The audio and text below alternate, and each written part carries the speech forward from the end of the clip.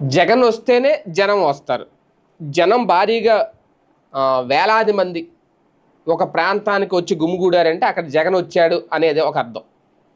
ఇప్పుడు జగన్మోహన్ రెడ్డి తాజాగా వైఎస్ఆర్ వర్ధంతి సందర్భంగా పులివెందుల్లో అడుగుపెట్టినప్పుడు అక్కడికి వచ్చే భారీ జనసందోహం ఏదైతే ఉందో, జగన్ మీద అభిమానంతో వచ్చేవాళ్ళు, జగన్ని చూడాలని వచ్చేవాళ్ళు, వీళ్ళని కంట్రోల్ చేయడం చాలా కష్టం.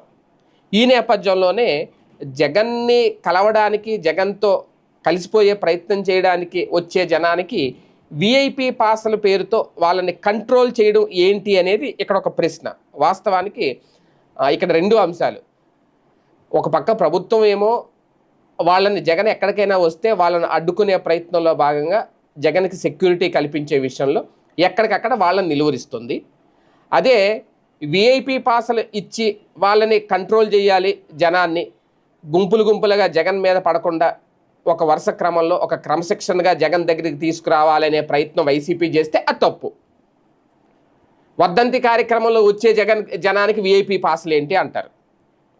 లేదు అంటే అదిగో జగన్ మీద వచ్చి పడిపోతున్నారు పొలోమని, వాళ్ళని మేము కంట్రోల్ చేస్తూ ఉంటే మాది తప్పు అంటున్నారు, వాళ్ళని అడ్డుకుంటుంటే తప్పు అంటున్నారు అనేది అధికార పక్షం చేసే ప్రచారం.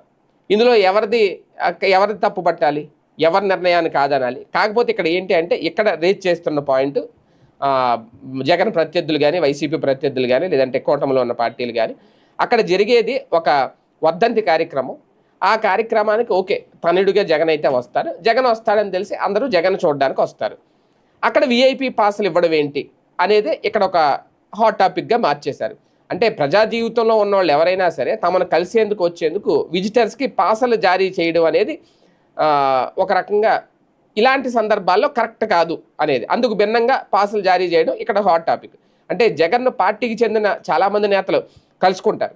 స్థానిక నేతలు అయితే నేరుగా ఇలాంటి సందర్భంలో నేరుగా వచ్చి కలుస్తారు. ఇంకా వాళ్ళకి విఐపి పాసులతో పనే ఉండదు. కాకపోతే ఇప్పుడు పాసులు జారీ చేయడం అంటే జగన్ దగ్గరికి రావాలంటే ఆ పాస్ ఉన్న వాళ్ళే రాగలుగుతారు, జగన్ దగ్గరలోకి రావాలన్నా ఆ పాస్ ఉన్న వాళ్ళే రాగలుగుతారు.